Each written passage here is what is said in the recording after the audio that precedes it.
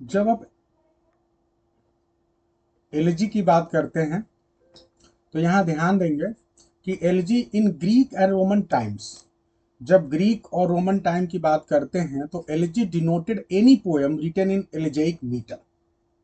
यानी जो अभी आप एलजी की डेफिनेशन समझते हैं, अ सॉन्ग ऑफ मॉर्निंग, यानी ऐसा सॉन्ग जिसमें आप बिलाप करते हैं, मोर्न करते हैं, MOURN। तो किसी के मृत्यु पे जो बिलाप करने का अभी प्रेजेंट में जो इसके लिए डेफिनेशन है, ये डेफिनेशन शुरू में नहीं था। शुरुआत में क्या क्या चीजें थी, एज वाइज कैसे एलजी के डेफिनेशन में चेंज आया, इसके कॉन्सेप्शन में कैसे चेंज आया, ये शुरुआत के फर्स्ट एक पैराग्राफ में हमें यहाँ पे एम.एच. अब्राहम में देखने को मिलेगा। तो वही कह रहे हैं कि जो एलजी है ये क्या है भाई, ये कोई एक ऐसा पोयम जो कि एल्जेइक मीटर में लिखा जाता था।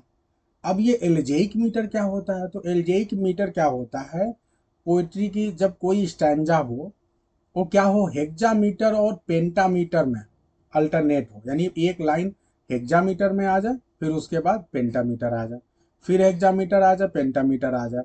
तो इस तरह से जब अल्टरनेट में हेक्सामीटर और पेंटामीटर आते थे तो ऐसा कोई भी हो स्टैंजा या पोइट्री की लाइन हो, उसे आप एल्जेइक मीटर बोलते थे। और जो भी एल्जेइक मीटर में लिखा जाता था उसे हम एलजी बोलते थे। तो अब समझ में आया। तो ये एक सिंपल सा शुरुआत, जो बिगिनिंग का समय था वो ये कॉन्सेप्ट था। अब एक बात ध्यान रखना कि हेक्सामीटर, आप लोग मीटर की क्लास तो बहुत अच्छे से पढ़ चुके हो। हेक्सामीटर का मतलब सिर्फ इतनी बात हो रही है कि कोई भी फुट, यानी अगर मैं आपसे पूछूं कि हेक्सामीटर पेंटामीटर क्या समझते हो, तो आप अभी ये नहीं बता सकते कि इसमें अनस्ट्रेस कितना है, स्ट्रेस कितना है, ये सब अभी कुछ नहीं बता सकते आप। देखो यही मैं सोच रहा था कि आप ये बहुत बड़ी गड़बड़ी कर सकते हैं। सीमा यादव ने अभी देखो एक बहुत बड़ा मिस्टेक कर दिया। सीमा यादव ने कह दिया सर 10 सिलेबल 5 सिलेबल, स्मिता ने भी सेम मिस्टेक कर दिया। भैया ये मिस्टेक मत करिए आप लोग।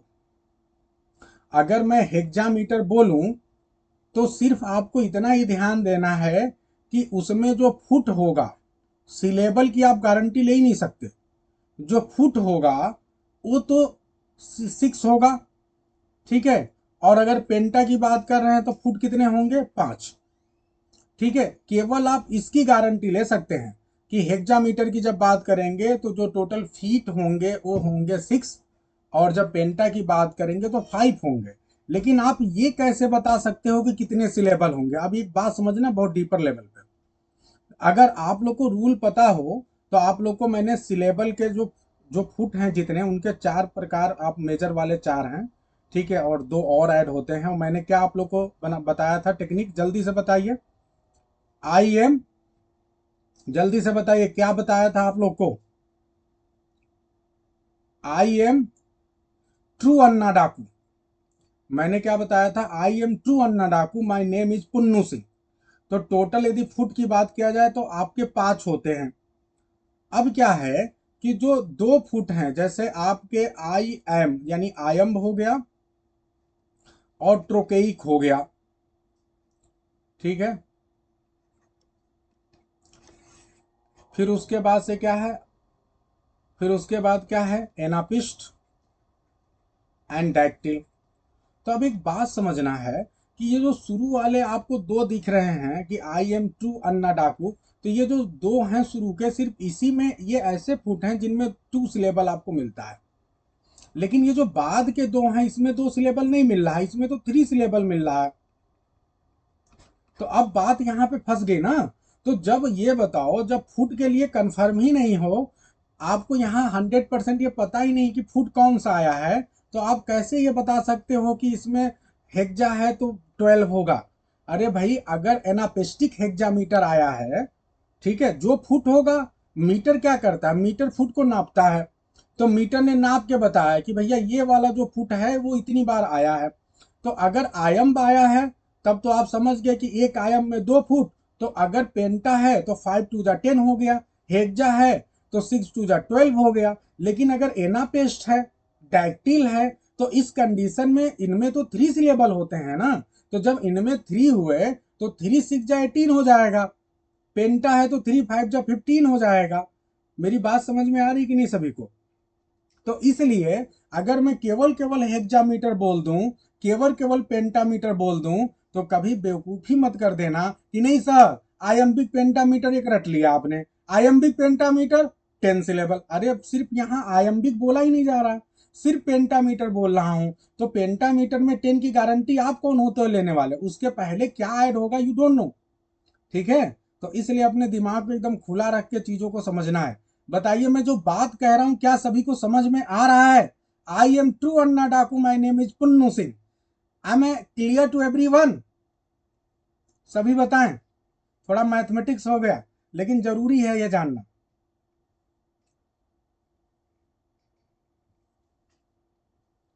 ठीक है, बहुत अच्छा, समझ रहे हैं आप लोग, समझना बहुत जरूरी है ना। तो ये चीज है, तो अच्छी तरह से ध्यान लो। अब देखो मैं आपके एग्जाम के और कुछ थोड़ी सी एक्सरसाइज करा रहा हूँ। अच्छा सीमा कह रही पहले नहीं पता था, कोई बात नहीं, सीखने के लिए तो हम आए हैं इस क्लास में। देखो अगर मैं आपसे पूछूं कि आप ये बताओ कि डायक्टिलिक डायक्टिलिक पेंटामीटर इसमें कितने सिलेबल होंगे? ठीक है, डायक्टिलिक पेंटामीटर, तो अब तो आसान हो गया ना। अगर मैं आपसे पूछूं कि आयम्बिक पेंटामीटर, तो एकदम बच्चों का खेल हो गया, आयम्बिक पेंटामीटर में हो जाएगा 10, जब डायक्टिलिक होगा तो कितने हो जाएंगे? 15। अगर मैं आपसे पूछूं एक क्वेश्चन और पूछूं, अब कुछ भी पूछेंगे तो बता ले जाओगे, तो अब नहीं पूछता हूं। आई होप कि सभी को समझ में आ गया होगा, प्रॉपर एग्जाम्पल दे देता हूं। अब आगे बढ़ते हैं। तो भैया ये था एंशियंट टाइम में, ग्रीक और रोमन टाइम में ये था कि एलजी के लिए कोई एक फॉर्मेट फिक्स नहीं था भैया। अगर कोई भी पोयम हेक्सामीटर और पेंटामीटर लाइन को अल्टरनेटिवली फॉलो कर रही है तो this particular poem will be called what? LG. अब आगे बढ़ते हैं। The term was also use, अब क्या क्या देखो, पहले बहुत अलग अलग तरीके से यूज होता था।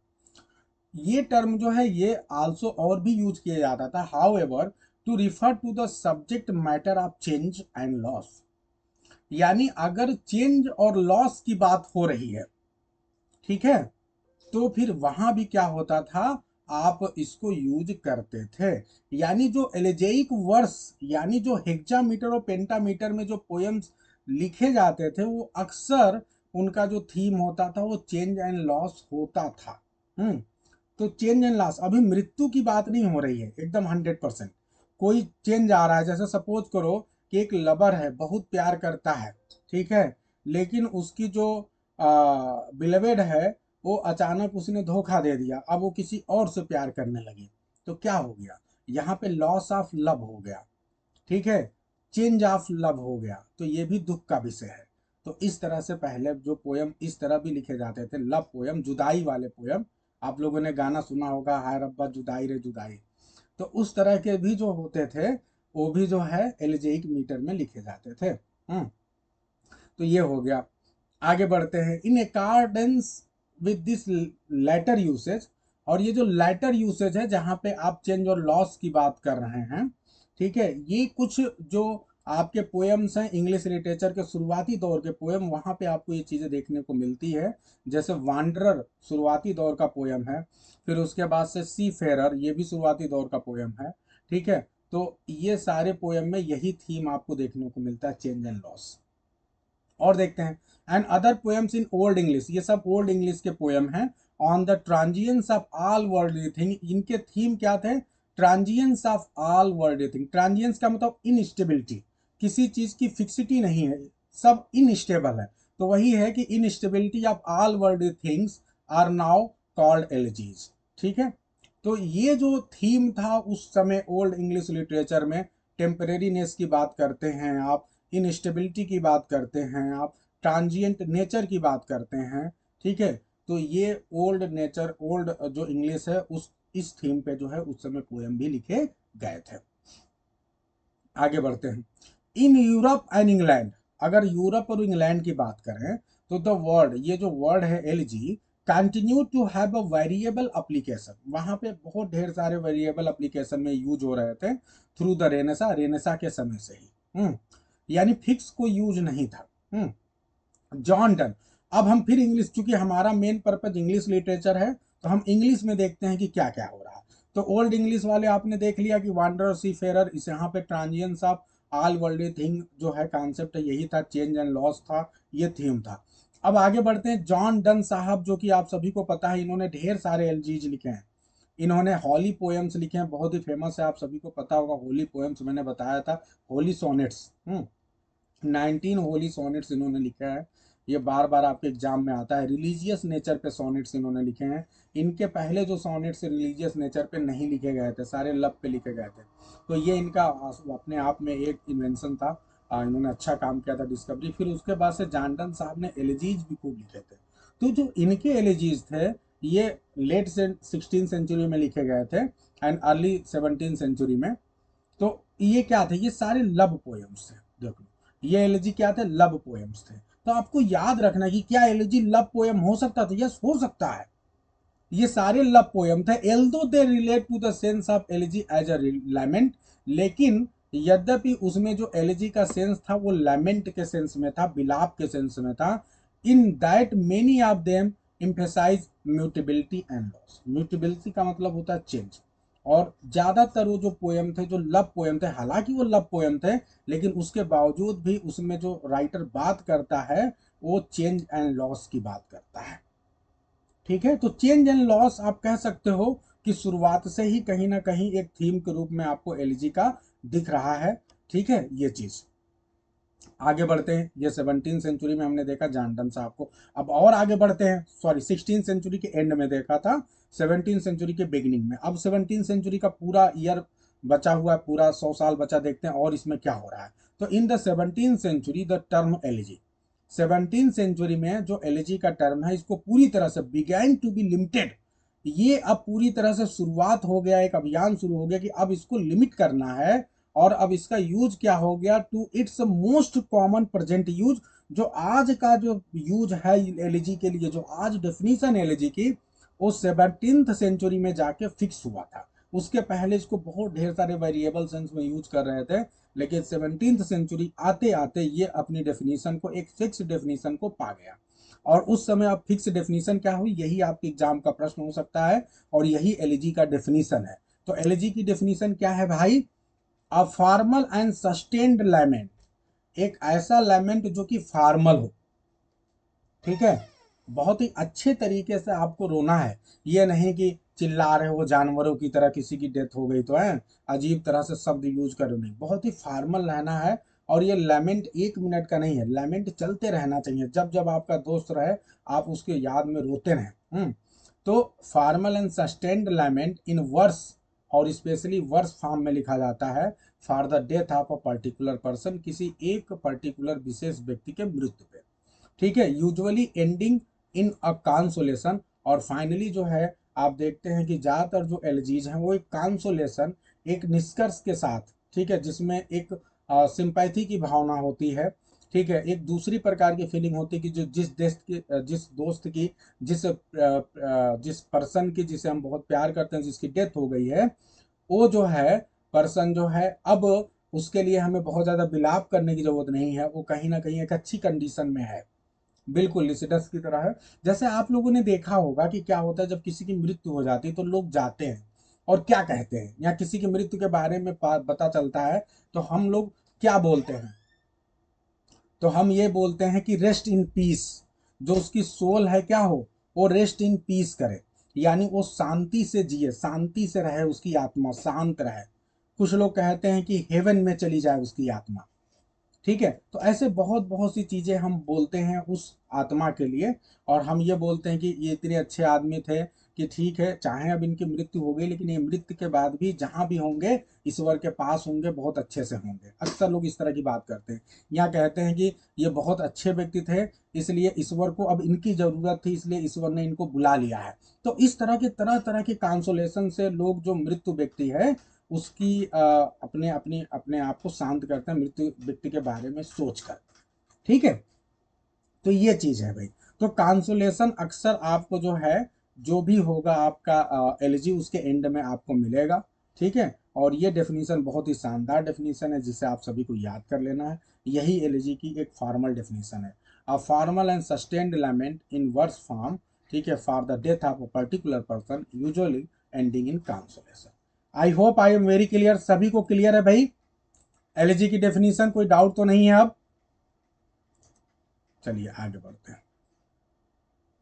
अब एलजी के कुछ एग्जाम्पल की बात करते हैं। तो एलजी के अगर कुछ आप एग्जाम्पल देखें तो मिडवल पोएम 14 सेंचुरी के आसपास कुछ पोएम लिखे गए थे, जैसे पर्ल हो गया, इसके राइटर का नाम हमें नहीं पता, ये भी एक एलजी है।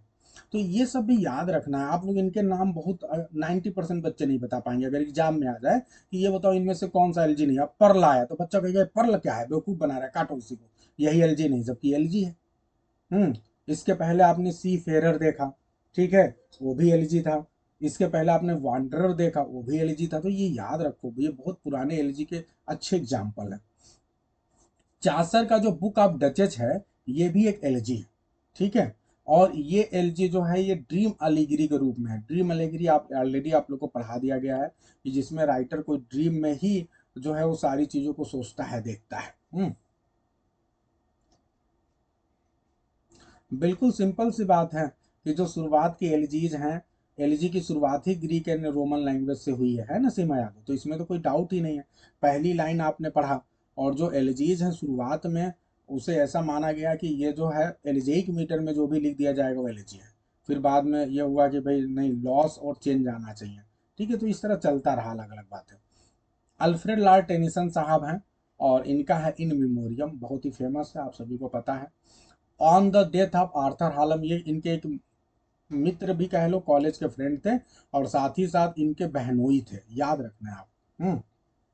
इनके बहनोई थे ये, इनकी डेथ हो गई थी, इनकी बहन से जो है, बहनोई ही तो कहेंगे ना, हाँ। इनकी बहन से शादी हो गई थी, और उसके बाद जो है, उसके बाद इनकी डेथ हो गई थी। बहुत दुख का विषय है, और उनके दुख में बहुत रोए। हाँ, काफ़ी सालों तक इन्होंने लिखना छोड़ दिया था, अल्फ्रेड लॉर्ड टेनिसन ने। तो बहुत बड़ी बात है, और ढेर सारे पोएम लिखे। ब्रेक ब्रेक ब्रेक आप सभी को पता होना चाहिए कि ये भी एक एलजी का ही एग्जाम्पल है, लिरिक भी से बोलते हैं, लेकिन ये भी एक एलजी है, ब्रेक ब्रेक ब्रेक, ठीक है। यहाँ भी इन मेमोरियम आप कह सकते हो कि एक बड़ा फार्म है एलजी का, और ये भी एक छोटा, ये छोटा फार्म है, ठीक है, जिसमें जो है ये अपने दुख को व्यक्त करते हैं। ये भी सेम आर्थर हेनरी आलम का ही है। आगे बढ़ते हैं। डब्ल्यू एच ऑडेन का in memory of W B Yeats, ये भी काफ़ी बेहतरीन है। ये जो है डब्ल्यू बी एट्स के डेथ पे लिखा गया था। आगे बढ़ते हैं। ओकेजनली, तो ये आप कुछ बहुत ही फेमस वाले एग्जाम्पल हो गया। अब आगे बढ़ते हैं। अक्सर ये देखो, ये इन मेमोरियम तो बार बार पूछता है कौन सा इसमें एलजी का उदाहरण नहीं है, तो इन मेमोरियम ये सब याद रखो। कई बार ये पूछता है इसमें से कौन सा पास्टोरल एलजी नहीं है, जो कि अभी हम आगे बढ़ेंगे। Occasionally the term is used in older and broader sense, ठीक है। प्राय जो, अच्छा ये कह रहे हैं, स्मिता जानकारी दे रहे हैं कि इनकी बहन का नाम था इमली, ठीक है, जिसका जो है शादी हुआ था, ठीक है, बहुत अच्छा है स्मिता, ठीक है। अब आगे बढ़ते हैं। Occasionally the term is used in its older and broader sense, ये जो टर्म जो है older and broader sense में यूज होता है। देखो कभी कभी ये बहुत ही ब्रॉडर, ओल्ड सेंस आपको याद है ना, ओल्ड वाला। अगर आप ग्रीक और रोमन के समय जाते हैं, ओल्ड इंग्लिश में जाते हैं, तो क्या इसका थीम था, चेंज, चेंज एंड लॉस, इसकी बात हो रही है। तो कभी कभी ऐसा भी होता है कि ये टर्म आज भी, 17th सेंचुरी ने इसको फॉर्मल डेफिनेशन दिया, लेकिन उसके बाद भी कभी कभी ऐसा होता है कि किसी की मृत्यु पे नहीं लिखा जाता है। एक ओवरऑल देखो लिखा है, टर्म यूज होता है ओल्डर सेंस में, ब्रॉडर सेंस में, और वहां पे चेंज एंड लॉस की ही बात होती है। जैसे फॉर, देखिए फॉर सोबर मेडिटेशन, मेडिटेशन के लिए भी, और कहाँ पे मेडिटेशन करना, ऑन मॉर्टैलिटी, ठीक है। तो कभी कभी ये मॉर्टैलिटी के ऊपर भी एक मेडिटेशन के रूप में भी एलजी लिखा जाता है। जैसे बहुत ही फेमस एग्जांपल है टॉमस ग्रे का, इसे भूलना नहीं है। टॉमस ग्रे का elegy written in a country churchyard, ये तो कभी भूलना नहीं, इतनी फेमस है कि आप इसे भूल नहीं सकते। तो ये जो है क्या है, ये किसी के मृत्यु पे थोड़े ना लिखा गया, ये तो पूरे मोर्टैलिटी की बात करता है, ठीक है। एक पूरे पूरे गांव की बात करता है, उस पूरे गांव से, उस पूरे गांव के मृत्यु, मरे हुए लोगों की बात करता है जो कि चर्चयार्ड में दफनाए गए, वहां पे बात करता है, और वहां से कनेक्ट करके पूरी दुनिया के लोगों की बात करता है, ठीक है। तो बहुत ही बेहतरीन एलजी है ये। फिर उसके बाद से एक है ड्यूनो एलजीज, ठीक है। ये जर्मन पोएट जो है रेनन मैरिया, ठीक है, रिल्के ने लिखा है। और ये क्या है, on the transience both of poet, ये पोएट के भी इनस्टेबिलिटी की बात करता है, पोएट को खुद नहीं पता वो कितने दिन तक जिएगा, end of the earthly object, और उन अर्थली ऑब्जेक्ट के बारे में जिसके बारे में पोएट लिख रहा है वो भी पता है कि वो भी हमेशा जीने वाला, वो भी हमेशा रहने वाला नहीं है। तो ये ट्रांजियंस ऑफ नेचर पे लिखा गया है, इंस्टेबिलिटी ऑफ नेचर पे लिखा गया है। वो मनुष्य के भी संदर्भ में उतना ही सही है जितना कि वस्तुओं के संदर्भ में। तो बहुत ही बेहतरीन ये दो एलजी के एग्जाम्पल हैं जो थोड़ा सा मतलब मॉडर्न टाइम में भी डाइवर्स करते हैं, और जो एलजी की डेफिनेशन है उससे थोड़ा सा अलग जाते हैं, और जो ओल्डर डेफिनेशन है उसको कनेक्ट करते हैं।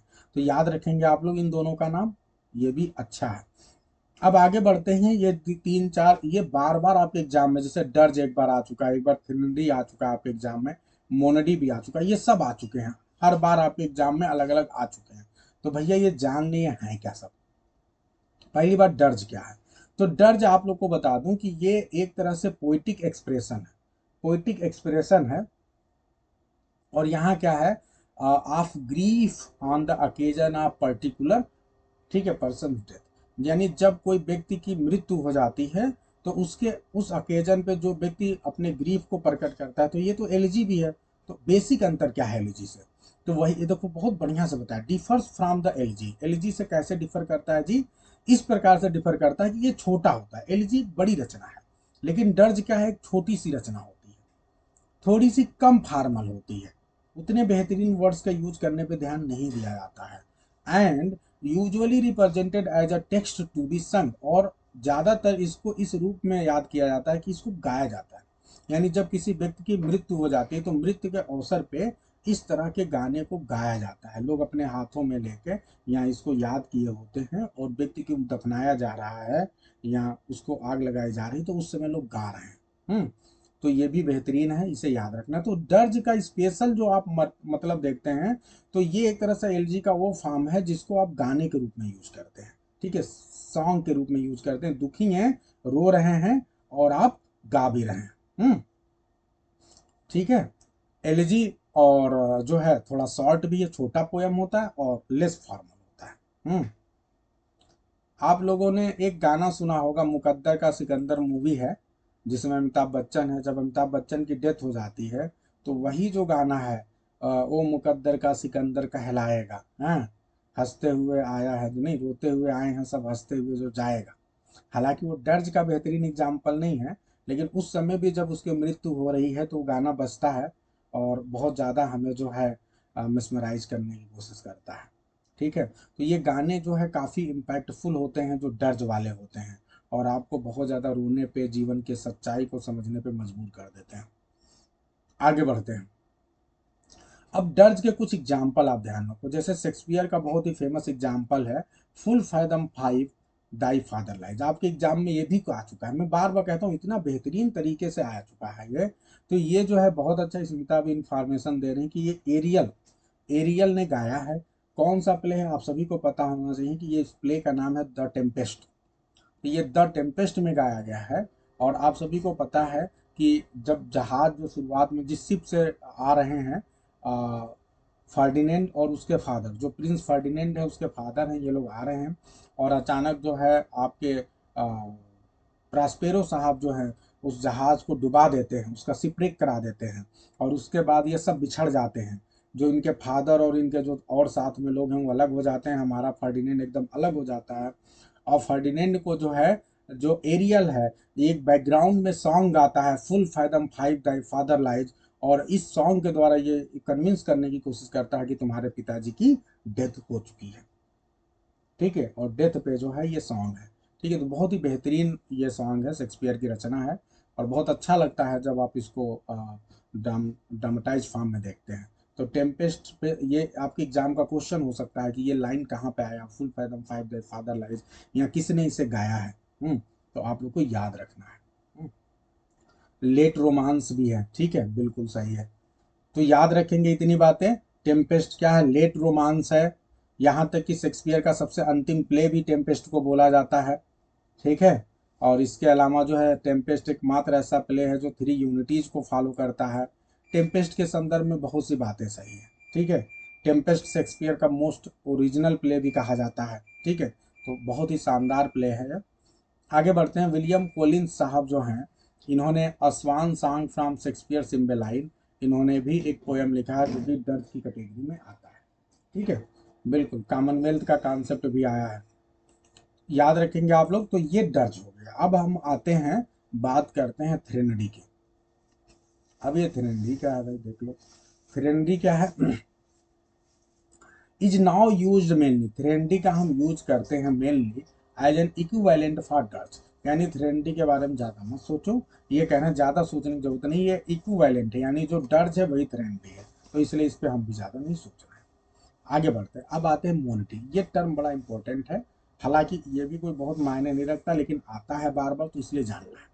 तो मोनिडी क्या है, एक एलजी के लिए आप कह सकते हैं, ये एलजी या डर्ज के लिए यूज होता है, और इसे जो है which is presented at the utterance of a single speaker. Monody मतलब आप समझ रहे हैं ना, मोनो, मोनो का मतलब होता है एक, यानी जब एक व्यक्ति अपने दुख को, पीड़ा को आपको सुनाए, और किस लिए सुनाए, क्योंकि उसके किसी बहुत ही प्रिय व्यक्ति की डेथ हो गई है, तो बस मोनोडी यही है कि एक पर्सन के द्वारा गाया गया एलिजी या डर्स हो गया बस। तो अब क्या है कि अटेरेंस ऑफ अ सिंगल पर्सन, ठीक है। अब जैसे कुछ एग्जांपल है, जैसे जॉन मिल्टन साहब ने जो अपनी लिसिडस लिखी, तो उसके बाद वो बोलते हैं, इसको रिप्रेजेंट करते हैं, सब टाइटल देते हैं अमोनडी। तो ये भी ध्यान देना कि ये अपने लिसिडस को मोनडी बोलते हैं। इसी प्रकार से आपके मैथ्यू अर्नोल्ड साहब भी एक एलजी लिखते हैं थायरसिस, और इसको भी ये बोलते हैं मोनडी, ठीक है। इन्होंने जो एलजी लिखा अपने फ्रेंड एच क्लफ के ऊपर लिखा है, तो ये याद रखना है। I hope I very clear to. अच्छा, स्मिता बोल रही कॉलरिज ने 18th सेंचुरी पोएट, यस, चैटर्टन के ऊपर भी मोनडी मोनडी लिखे थे। तो क्लियर है सभी को, इन सबके डेट्स वगैरह आप सभी को याद रखने हैं। क्लियर है सभी को। तो ये आपके सारे मेजर मेजर टर्म हो गए जो आपके एग्जाम में आते हैं, बहुत अच्छे से हमने कर लिए। अब आप लोग को छोड़ना नहीं भाई, हमारा बच्चा छोड़ेगा नहीं। अब आप चाहे जितना कठिन क्वेश्चन पूछ के आ जाए, वो आपको करके आना है। अब आगे बढ़ते हैं। अब हम आते हैं एलजी के एक दूसरे सब टाइप पे, जिसका नाम है पास्टोरल एलजी। अब ये पास्टोरल एलजी काफी बढ़िया रचना है। जिस प्रकार से आप इपिक पढ़ते हैं ना, इपिक में ढेर सारी कन्वेंशन होते हैं, उसी प्रकार पास्टोरल एलजी में कुछ कन्वेंशन होता है जिसको फॉलो करना होता है। अभी हम देखेंगे, उससे पहले ये समझते हैं कि ये है क्या पास्टोरल एलजी। तो pastoral LG which represents both the poet and the one he moves, यानी इसमें दो लोग की बात होगी, एक तो खुद पोएट है, और एक तो जो जिसकी डेथ हो गई है उसके लिए जिसके ऊपर वो बिलाप करता है। यहाँ पे आप दोनों लोग को रिप्रेजेंट होता हुआ आपको मिलेगा, ठीक है। Who is usually also a poet, a poet जिसके ऊपर बिलाप करेगा, जिसके लिए रोएगा, वो भी कोई और नहीं होगा, उसी की कैटेगरी का पर्सन होगा। यानी अगर हम पोएट हैं, हम किसी के लिए बिलाप कर रहे हैं, तो दूसरा व्यक्ति भी पोएट होगा, उसकी मृत्यु पे हम रो रहे हैं। और दोनों लोग, दोनों जो पर्सन हैं, वो रिप्रेजेंट होंगे सेफर्ड के रूप में। यानी एक ऐसा एलजी का टाइप, ठीक है, जहां पे पोएट अपने किसी दूसरे पोएट मित्र के मृत्यु पे, असामयिक मृत्यु पे रोता है, और अपने मित्र को, दोनों को सेफर्ड के रूप में, गरेडिया के रूप में प्रेजेंट करता है, तो वो पास्टोरल एलजी कहलाता है। और वैसे भी समझो कि जो पास्टर वर्ड है, इसका मतलब ही होता है सेफर्ड, तो इसका मतलब पास्टोरल एलजी का मतलब ऐसा एलजी जहां पे सेफर्ड्स को दिखाया गया हो और उनकी लोकेलिटी को दिखाया गया हो। गांव देहात, पर्वत पहाड़, पेड़ पौधे, जंगल, इन सारी चीजों का डिस्क्रिप्शन हो, इनसे कनेक्शन दिखाई पड़ेगा, तो आप पास्टोरल एलजी की बात कर रहे हैं, ठीक है। तो क्लियर है सभी को पास्टोरल एलजी का डेफिनेशन। पास्टोरल एलजी में दो लोग को, अब फिर आपसे एक क्वेश्चन पूछता हूं कि ये बताओ, पास्टोरल एलजी क्या केवल उस व्यक्ति को रिप्रेजेंट करता है जिसकी डेथ हुई है? तो नहीं, यही बात समझना है। Pastoral elegy does not represent only the person who has been died. Here two persons are represented, the person who has died and another person who is his friend, the poet himself, and both are represented, both are narrated, both are shown as shepherd। ये आगे बढ़ते हैं। अब होता क्या है कि ये अपनी पूरी कहानी को पास्टोरल फॉर्म में ले आते हैं, यानी नेचर के करीब लाके नेचर की चीजों से कनेक्ट करते हैं। जैसे आप जब मिल्टन के लिसिडस को पढ़ते हैं, तो ये लोग ऑक्सफोर्ड में रहते हैं। अब ऑक्सफोर्ड में जो जो चीजें करते हैं, वो सब कुछ करते हुए अपने आप को जंगल में दिखाई पड़ते हैं, गरेड़ियों को चढ़ाते हुए दिखाई पड़ते हैं, मतलब सब कुछ यहाँ कनेक्ट कर देते हैं वो। बहुत अच्छा। अच्छा, आप लोग के एग्जाम में पहले भी क्वेश्चन आ चुका है कि एज यू लाइक इट जो है, एज यू लाइक इट, ये आपके एग्जाम में आ चुका है कि ये पास्टोरल थीम पे बेस करके जो है एक ड्रामा है शेक्सपियर का। ठीक है, ये याद रखना है, फिर आ सकता है। ठीक है, शेक्सपियर ड्रामा जो पास्टोरल थीम पे बेस करके है, ठीक है, वो कौन है? As you like it. क्योंकि अगर आप ध्यान देंगे, अगर आप बोलो कि पास्टोरल थीम पे क्यों है, ये समझना बहुत जरूरी है। अगर आप कहो ये पास्टोरल है, तो जैसे अभी स्मिता एक रीजन दे रही है कि फॉरेस्ट ऑफ आर्डन दिखाया गया है, लेकिन मैं फिर इस बात का जो है आप सभी से दूसरा चीज पूछ रहा हूँ कि ये बताओ कि मिड समर नाइट ड्रीम में भी तो फॉरेस्ट दिखाई पड़ता है, तो क्या उसे भी पास्टोरल एलजी बोलेंगे आप? तो चीजों को समझना है, सिर्फ फॉरेस्ट दिखा देने से वो पास्टोरल नहीं बन जाएगा, और भी चीजों को समझना है। और क्या समझना है? और ये समझना है कि ढेर सारे कैरेक्टर जो है वो सेफर्ड के रूप में दिखाई दे रहे हैं। जैसे सिल्विया, सिल्विया एक सेफर्ड, उसको जो चाहने वाला है वो भी सेफर्ड है। यहाँ तक कि जो हमारी दो हीरोइन है, ठीक है, कौन कौन हीरोइन है जल्दी से नाम बताइए। जो दो हीरोइन है, ये भी जो रूप धारण करती हैं, जो रूप बदल के जाती हैं, वो भी सेफर्ड और सेफर्डेस का रूप धारण करके जाती हैं। कौन मुझे बताएगा? Cilia and Rosalind. तो जो रोजालिंड है, ये भी आपको याद रखना कि रोजालिंड जो है वो मेल गरेड़िया बनी है, मेल सेफर्ड, और जो सीलिया है वो फीमेल सेफर्ड बनी है। अदरवाइज दोनों महिला बन के जाएंगे तो फिर तो डर ही रहेगा जंगल में ना। तो इसलिए एक मेल एक फीमेल के रूप में गए गए हैं। लेकिन ये सेफर्डिस के जो है इन्होंने उनका मुखौटा पहन रखा। तो आई hope I am very clear, सभी को समझ में आ रहा है बात। तो इसलिए एज यू लाइक इट जो है ज़्यादा क्लेम करता है अपने आप को एक पास्टोरल फार्म के लिए, क्योंकि इसमें जो है करेक्टर हैं वो भी सेफर्ड के रूप में अपने आप को रिप्रेजेंट करते हुए दिखाई पड़ते हैं। आई hope I am very clear, सभी को समझ में आ रहा है कि नहीं? जल्दी से बताओ, दिलो मन से, एकदम डीपर से डीपर लेवल पे घुस रहे हो, बता रहे हैं।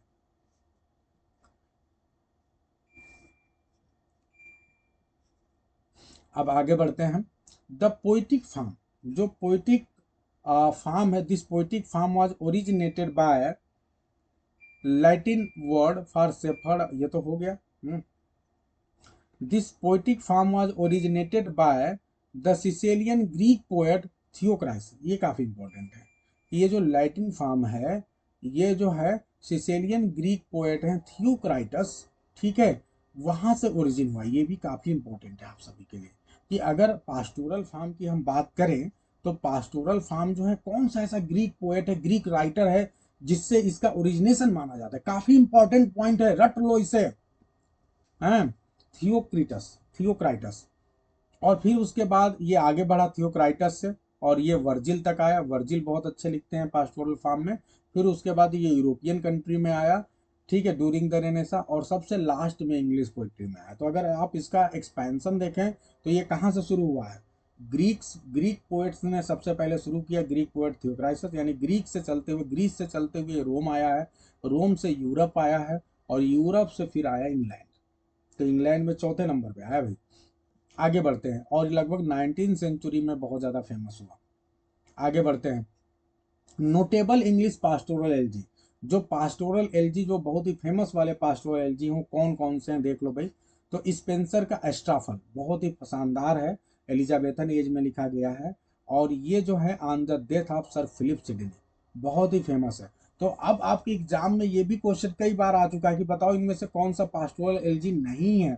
तो याद कर लो भैया, पास्टोरल एलजी जो फेमस वाले यहाँ चारों दिए हुए हैं, यही चारों कान पकड़ पकड़ के 50 बार यही आया है, यही बार बार आ रहा है, यही बार बार आ रहा है। रट लो भैया, रट लो इसे। तो स्पेंसर का स्टाफल किसके डेथ पे लिखा गया है? Death of sir Philip Sidney. फिर उसके बाद से अच्छा 2021 में आया है, रीता चौधरी बता रहे हैं। ओके। मिल्टन का जो लिसिडस है, ये 1638 में आया है। ये किस पे लिखा बता सकते हैं आप लोग? लिसिडस किसकी डेथ पे लिखा गया है? फिर सेली का जो एडोनियस है, ये आप सभी को पता है, जॉन किट्स के डेथ पे लिखा गया, ये आया 1821 में। और विक्टोरियन एज में जो है मैथ्यू अर्नोल्ड आपका थायरसिस है, आप सभी को पता है, इनके फ्रेंड एच क्लब पे लिखा गया है। अभी मुझे कोई नहीं बताया कि लिसिडस जो है किसके ऊपर लिखा गया, जल्दी से बताए। एडवर्ड की। बहुत अच्छा रीता, बहुत अच्छा प्रयास कर रहे हैं आप लोग।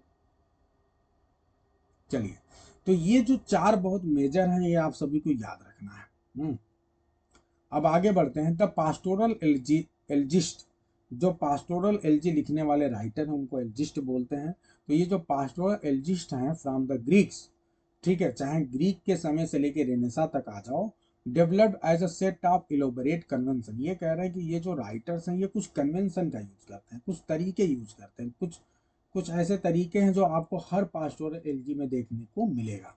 ठीक है, वो कौन कौन से तरीके हैं उसको एक एग्जाम्पल लिसिडस के द्वारा ये दिखाने की कोशिश कर रहे हैं।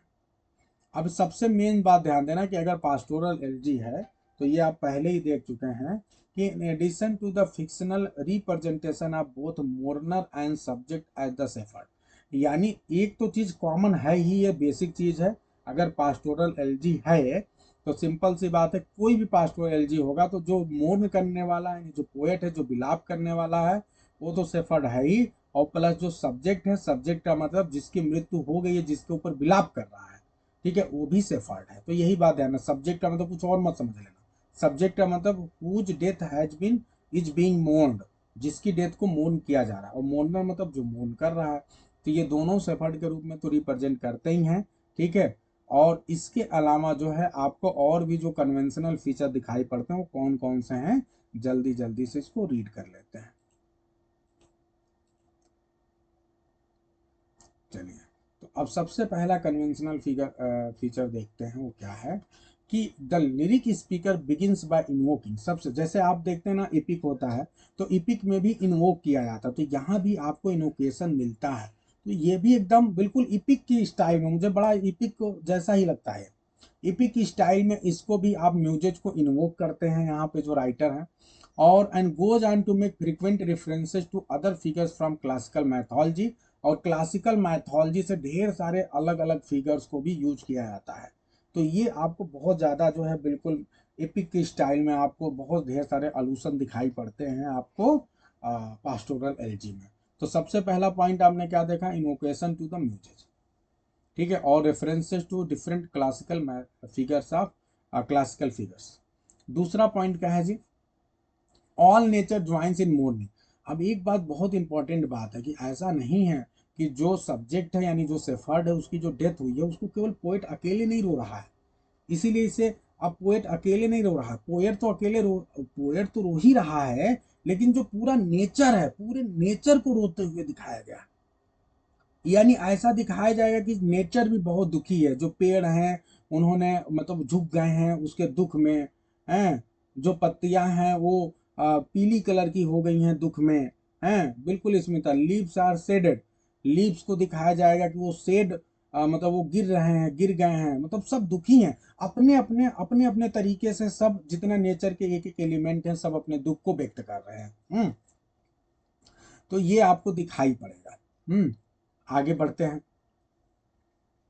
तीसरा, the mourner charges with negligence of nymphs और other guardians of the dead shepherd. ये काफी इंपॉर्टेंट है कि इसमें जो है ना, जो मोर्नर है वो बहुत दुखी हो जाता है। अक्सर क्या होता है, आप देखिए जब किसी व्यक्ति की डेथ होती है, अगर वो व्यक्ति अच्छा होता है तो उसके चाहने वाले इस तरह से कहते हैं कि भगवान भी बहुत अन्यायी है, भगवान भी बहुत अजीब तरह का आदमी है। बताओ, ये भगवान को भी दया नहीं आती कि इतने अच्छे आदमी को इस दुनिया से उठा लिया, इतने कम एज में उठा लिया। जैसे सुशांत सिंह राजपूत की जब डेथ हुई थी तो जितनी भी लड़कियां थी यंग एज वाली वो बहुत ज्यादा दुखी हो गई थी, और वो बार बार जो है भगवान को दोष दे रही थी।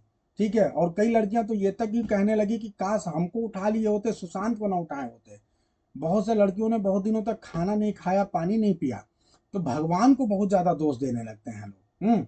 क्योंकि भाई जो है, चूंकि वो जो व्यक्ति है जिसकी डेथ हुई है उससे बहुत प्यार करता है जो दूसरा मोर्नर है। ठीक है, तो उसलिए अब वो पहले ईश्वर को खूब दोष देगा। तो ये भी यहाँ पे मिलेगा। और बार बार कहा जाएगा, वो जो मोर्नर है वो कहेगा बताओ तुम्हारी इतनी पूजा करता था, अभी कल ही गया था तुम्हारा पूजा किया, ये किया वो किया। ठीक है, और फिर उसके बाद क्या हो गया, तुम उसको उठा लिए इस दुनिया से, अच्छे आदमी को कोई कदर ही नहीं है, हैं। अच्छा, सीमा यादव की दोस्त बहुत रो रही थी। अच्छा भाई, हाँ, अच्छा। गुलाब जी कह रहे हैं कि अच्छा सीता जी के लिए जो है जब वियोग में तो वो भी ऐसे कह रहे थे, लेकिन वो मरी नहीं थी ना भाई। चलो आगे बढ़ते हैं, चौथे नंबर पे चलते हैं। आगे बढ़, there is a procession of appropriate movement. ये काफी इंपॉर्टेंट है। मतलब बीच में एक ऐसा सीन आएगा जहां पे आपको पूरा एक ग्रुप दिखाई पड़ेगा। एक लोगों का समूह नजर आएगा जो कि उस उसके लिए जो शेफर्ड है उसके लिए मोर्न कर रहे हैं, उसके लिए रो रहे हैं।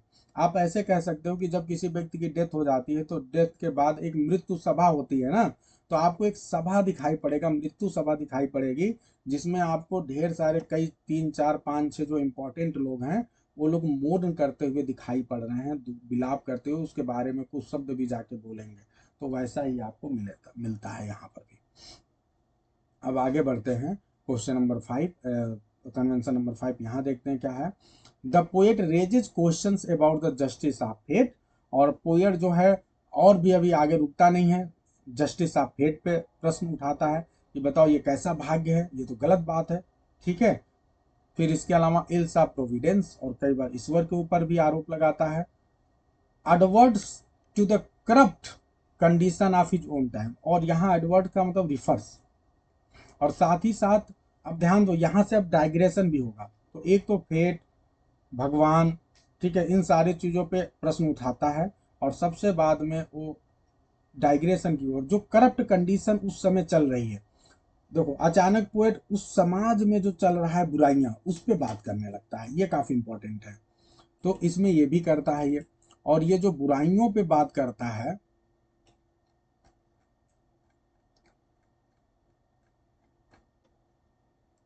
इन इसको हम कहते हैं कि पोएट भटक गया, ठीक है। लगभग हर पास्टोरल एलिजी में ऐसा होता है कि पोएट अचानक जो टॉपिक से भटक जाता है, जो भाई रोने आए हो रो, अचानक दूसरी चीज पे बात करने लगे कि दुनिया में कितनी बुराई है, कितनी दिक्कत है, ये वो तमाम बातें, इसीलिए अच्छे लोग मर रहे हैं, बुरे लोग जी रहे हैं, ऐसी तमाम बातें। तो अचानक जो है टॉपिक से पोएट भटक जाता है। जब वो अचानक प्रेजेंट वर्ल्ड जो है, मॉडर्न वर्ल्ड जो है, जिस समय टाइमिंग की बात हो रही है, उस समय जो समाज में बुराइयां हो रही हैं, उन बुराइयों पे अचानक पोएट बात करने लगता है। और जब इन बुराइयों पे बात करने लगता है तो इसी वाले जो पोर्शन है, ये जो पैसेजेज हैं, ये जो पर्टिकुलर कुछ स्टैंजा हैं, उनको हम बोलते हैं डाइग्रेशन। तो ये काफ़ी इंपॉर्टेंट पॉइंट है, और ये हर पास्टोरलिज्म में यूज होता है। आपसे एग्जाम में पूछा जा सकता है कि क्या डाइग्रेशन मिलता है, तो यस, डाइग्रेशन हमको मिलता है। डाइग्रेशन में क्या होता है, पोएट जो कंटेम्पोररी सिचुएशन होती है उनकी बुराई करता है, जो कंटेम्पोररी इविल्स होती हैं उनको क्रिटिसाइज करता है, ठीक है। आगे बढ़ते हैं। पोस्ट रेनेसा एलजी, जो पोस्ट रेनेसा एलजीज हैं, often include an elaborate passage in which appropriate flowers are brought to deck the hearse. ये काफ़ी इंपॉर्टेंट है। यानी जो व्यक्ति डेथ हो जाती है तो उसकी गाड़ी, जैसे आप लोग देखते हैं अभी बड़े बड़े जो नेता लोग हैं, जब उनकी डेथ होती है, यहाँ अटल बिहारी वाजपेयी की डेथ हुई थी, तो आप देखे होंगे कि एक बहुत बड़ा सा रथ की व्यवस्था की गई थी, जिसमें उस व्यक्ति के शव को, उसकी डेड बॉडी को रखा गया था। फिर उस पर खूब ढेर सारे फूले माला चढ़ाए गए थे, और वो बहुत मतलब वो निकलता है एक तरह से, उसकी जो मृत्यु वाली जो गाड़ी है वो निकलती है, और बहुत ढेर सारे लोग जो है उस पीछे पीछे चलते हैं, रोते हैं, श्रद्धांजलि व्यक्त करने के लिए वहां तक जाते हैं जहां तक उनको दफनाया जाता है। तो वही चीज है, और उनकी गाड़ियों को आप देखोगे बहुत ढेर सारे फूलों से लाद दिया जाता है, हाँ, पूरी तरह से फूलों से सजाया जाता है। तो सेम वैसे ही जैसे एक बहुत ही सेलिब्रेटेड पर्सन को आप देखते हैं, आज के समय में भी सजाते हुए उनकी गाड़ी को सजा के ले जाया जाता है जहां तक दफनाया जाता है, सेम वैसे ही आपको पास्टोरल एलजी में भी उस व्यक्ति को दफनाते हुए दिखाया पड़ेगा। तो आप लोग ये बताइए, क्लियर है सभी को? क्या आप लोग, सॉरी, आप लोग मुझे जल्दी से बताइए, क्या आप लोगों को इस तरह का कोई दिखा नहीं क्या अभी तक? आप लोगों को याद आ रहा है टीवी वगैरह पे, क्या आप सभी ने कभी देखा नहीं है? अटल बिहारी वाजपेयी की डेथ हुई थी, और भी किसी नेता का अभी हाल में 1 1.5 साल पहले की बात है, डेथ हुई थी, कोई बहुत बड़ा एक कोई विधायक था, क्या था। तो अक्सर आप देखते हैं कि डेथ हो जाती है तो उसकी बहुत बड़ी गाड़ी निकलती है, उसको खूब फूलों से सजाए रहते हैं, और फिर पीछे पीछे लोग चलते हैं बहुत हजारों की संख्या में, ठीक है। तो सेम वैसे ही बिल्कुल लता जी और ये सब। राजेश खन्ना वाले में देखे होंगे, प्रमोद, ठीक है, बिल्कुल। अब आगे बढ़ते हैं 7 नंबर पे।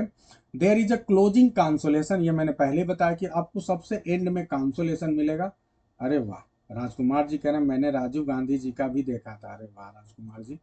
तो एक क्लोजिंग कांसोलेशन होता है, सबसे लास्ट में आपको कांसोलेशन मिलेगा, और जिसमें ऐसा लगेगा कि पोएट जो है एक अब काफी हद तक जो है बहुत रोया, बहुत दुखी रहा, लेकिन एक कांसोलेशन के साथ अपने विलाप को बंद करता है, ठीक है, कि किस तरह से जो है जो है हमारा दोस्त जो है एक अच्छी जगह है।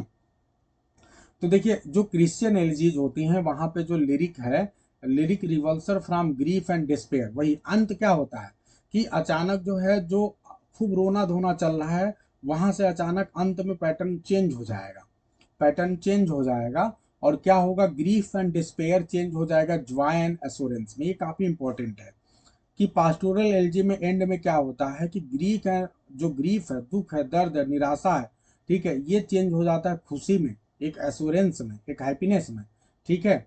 और इसमें जो है एलिजिस्ट जो है वो रियलाइज करता है that death is in this world is the entry to the higher life. ये बहुत बड़ी बात है कि इस दुनिया में मरोगे तभी इससे बड़ी दुनिया में जाओगे। एक ईश्वर की दुनिया है, परमात्मा की दुनिया है, उस परम पिता परमेश्वर की दुनिया। अगर उस दुनिया में जाना है तो इस दुनिया में मरना बहुत जरूरी है। अगर स्वर्ग में जाना है, जैसे आप लोग मुस्लिम रिलीजन में कॉन्सेप्ट है 72 हूर, ठीक है, तो 72 हूर का कॉन्सेप्ट, हालांकि ये फेमिनिस्ट लोग बहुत नाराज हो सकते हैं, लेकिन भाई जो चीज़ है वो मैं बता रहा हूँ, मैं अपने पास से कुछ नहीं बता रहा हूँ।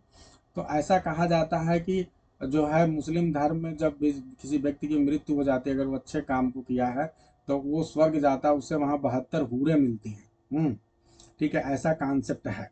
यानी हूरों का मतलब, हूरे का मतलब अप्सराएं, सुंदर सुंदर। तो फिलहाल अभी इस पे बहुत डिबेट चल रहा है आजकल कि जो है ऐसा क्यों है, मतलब इससे तो जो फेमिनिस्ट लोग हैं वो नाराज हो जा रहे हैं कि 72 हूर क्यों इन्हें मिल रही हैं, क्या औरतें जो हैं वस्तु के समान है कि 72 जो है वहाँ एक आदमी को 72 औरतें मिलेंगी, सुंदर सुंदर, इनके लिए डांस करेंगी, हैं, इनके लिए खाना लेके आएंगी, इनके लिए सब कुछ है। तो ये सारी चीजें, तो ये फिलहाल मतलब मुस्लिम रिलीजन में है, ऐसा बोला जाता है। अच्छा, चलिए, तो ये तो क्रिश्चियन एलजीज की बात हो रही है। अब आगे बढ़ते हैं। तो इस तरह से भैया इस जन्म में मरोगे तो हायर लाइफ में जाओगे, और हायर लाइफ में जाओगे तो भाई और अच्छी बात है ये तो, ठीक है। तो इस तरह से जो है एलजी की, पास्टोरल एलजी का एंड होता है। अब एक बहुत महत्वपूर्ण बात समझना है कि ये अक्सर कई बार नेट एग्जाम में भी क्वेश्चन आया कि ये बताओ, मिल्टन साहब के पास्टोरल एलजी लिसिडस, अक्सर कहा जाता है कि मिल्टन को क्रिटिसाइज करने वाला सबसे बड़ा राइटर, या लिसिडस को क्रिटिसाइज करने वाला जो राइटर है वो कौन है। तो लिसिडस को क्रिटिसाइज करने वाला राइटर है सैमुअल जॉनसन, बहुत इंपॉर्टेंट राइटर है ये। और इन्होंने जो है इन्होंने एक ऑटोबायोग्राफिकल वर्क लिखा है लाइफ ऑफ द पोएट्स में, जिसमें लाइफ ऑफ मिल्टन मिलता है। और उसमें उन्होंने पूरी तरह से डिसअप्रूव किया है। कह रहे हैं ये जो पास्टोरल फॉर्म है ना, ये तो मुझे बिल्कुल समझ में नहीं आता, बेवकूफ लोग, आप रहते हो इस दुनिया में, बात कर रहे हो वो ट्रेडिशनल दुनिया की है, कैसे कनेक्ट कर रहे हो। कह रहे हैं कि ये सब बेकार की बातें हैं। बहुत ज़्यादा, बहुत बुरे शब्दों में इन्होंने आलोचना की है। अगर आप लोग मेरे टीजीटी के लेक्चर्स को देखे होंगे तो मैंने बहुत अच्छे से पूरी लाइन को समझाई थी। तो ये पास्टोरल फार्म की बहुत ज़्यादा मतलब आलोचना करते हैं। साथ ही साथ ये माइथोलॉजी का जो यूज है मॉडर्न पोइट्री में ना, उससे भी बहुत नाराज होते हैं, इसीलिए पैराडाइज लॉस्ट को भी बहुत ज़्यादा क्रिटिसाइज करते हैं, और यहाँ भी ये क्रिटिसाइज करते हैं। ठीक है, कि ये इतना ज़्यादा अलूशन क्यों डाल रहे हो भैया, ये पास्टोरल माइथोलॉजी से इतने करेक्टर, माइथोलॉजी से इतने अलूशन डाल रहे हो, इसका क्या मतलब है। तो ये बहुत नाराज होते हैं, आलोचना करते हैं लिसिडस की। ठीक है, इसके जो इनहेरेंट इम्प्रोबेबिलिटी है, इम्प्रोबेबिलिटी का मतलब आप समझ सकते हैं कि मतलब इम्पॉसिबिलिटी जो है और इसके अंदर है, मतलब इतनी कठिन चीजें हो जा रही है कि भैया सामान्य दर्शक तो इसे पढ़ समझ सकता ही नहीं है, इतने आलूसन आपने यूज कर दिए हैं। ठीक है, लेकिन उसके बावजूद भी एम एच अब्राहम साहब, ये तो इनका यूज है कि ये नाराज होते हैं।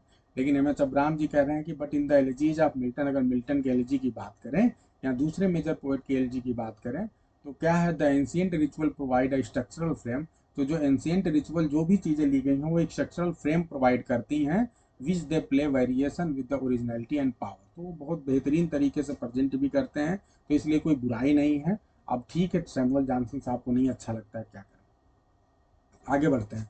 Some of the pastoral convention, कुछ पास्टोरल कन्वेंशन ऐसे भी हैं although adopted to an industrial age, जब आजकल जो इंडस्ट्रियल एज है, ठीक है, and non Christian world view. अगर नॉन क्रिश्चियन वर्ल्ड व्यू में देखा जाए तो जो पास्टोरल कन्वेंशन की बात करेंगे, तो survive still in Walt Whitman elegy on Lincoln. Walt Whitman ने एक एलजी लिखा है लिंटन पे, जिसका नाम है अब्राहम लिंकन पे, when lilacs last in the dooryard bloom. ये काफ़ी इंपॉर्टेंट है, आप सभी के कोर्स में वाल्ट विटमैन साहब हैं, आप सभी को याद होना चाहिए। ठीक है, यूपी पीजीटी में तो आप लोग याद रखना। यही सिर्फ क्वेश्चन आपसे एग्जाम में सिंपल सा पूछ सकता है कि ये बताओ, वाल्ट विटमैन के ऊपर जो एलजी लिखी गई है उसका नाम क्या है। हालांकि आप लोग को एक बात और ध्यान देना चाहिए कि वाल्ट विटमैन ने एक और एलजी लिखा है, O captain my captain, O captain my captain. वो भी जो एलजी है वो भी जो है आपका जो है इन्हीं के ऊपर है, अब्राहम लिंकन के ऊपर। तो ये आपको याद रखना है, ठीक है।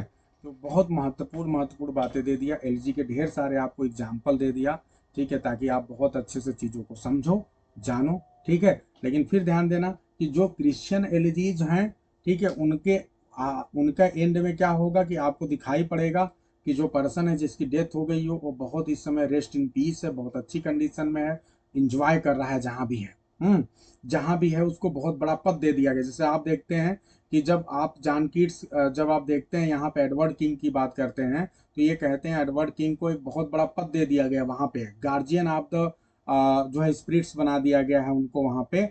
और अब वो क्या कर रहे हैं, उनका काम यही है कि जिस प्रकार उनकी जो है जो नाव है, बोट है, डूब गई थी और उनकी मृत्यु हो गई थी, तो अब वो ध्यान देंगे कि कोई भी ऐसा बोट जो है वो गलती से उधर ना आए और उनके तरीके से उसकी मृत्यु ना हो।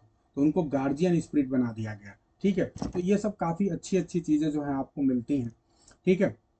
लेकिन जो नॉन क्रिश्चियन जो पास्टोरल एलजी होंगी उनमें ये चीज़ें नहीं मिलेंगी, ठीक है। जैसे उसका एक एग्जाम्पल है कि वेन लिलैक्स लोस्ट इन डोरयार्ड, वहाँ पे ये चीज़ें नहीं मिलेंगी। अब आगे बढ़ते हैं।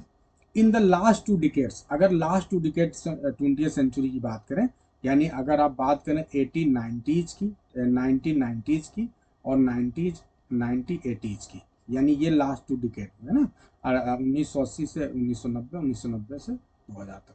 तो ये 20th सेंचुरी की जब आप बात करते हैं लास्ट 2 डिकेट की, तो ये कह रहे हैं कि there was a strong revival of the elegy. Elegy का एक बहुत बड़ा रिवाइवल देखने को मिलता है।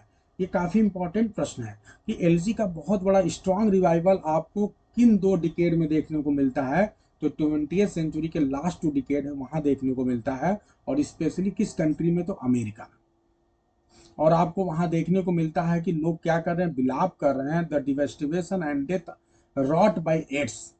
अमेरिका में अचानक होने क्या लगा कि एड्स के द्वारा बहुत ज्यादा लोगों की मृत्यु होने लगी, ठीक है। तो उसको जो है इन्होंने एलजी फार्म में रिप्रेजेंट किया। वो भी किन लोग की मृत्यु हो रही है, जो बहुत ही यंग टैलेंटेड पोएट्स हैं, आर्टिस्ट हैं, इंटेलेक्चुअल्स हैं, इन लोग की एड्स की वजह से डेथ हो रही है।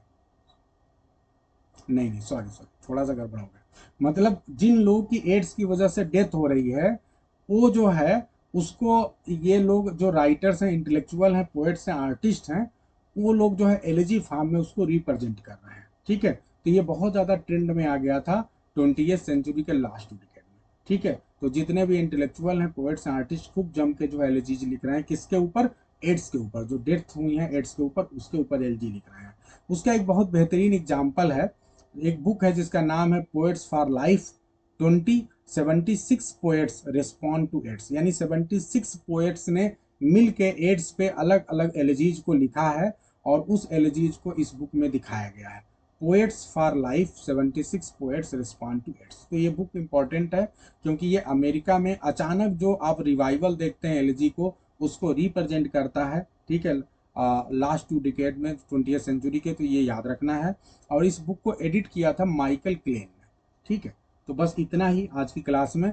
सभी लोग बताओ, एलजी को बहुत अच्छे समझ गया? सभी बताएंगे, एलजी उड़ तो नहीं गया? सभी लोग बताएंगे, सभी बताएं। एकदम अच्छे से डीपर लेवल पे बात समझ में आ गई है, सारे पॉइंट्स अब एग्जाम में कर लोगे, कोई गड़बड़ी तो नहीं होगी। हमारे स्टूडेंट को यहीं का यहीं याद हो जाना चाहिए। अब चाहे जो क्वेश्चन एग्जाम में आ जाए, आपको करके आना है भाई, छोड़ना नहीं है, ठीक है। गर्दा मचा देना एग्जाम में। हम्म। अब आप लोग मुझे ये बताओ कि जो आप शेक्सपियर पे मैं कुछ पॉइंट्स वगैरह शेयर कर रहा हूँ, आप लोग को आनंद आ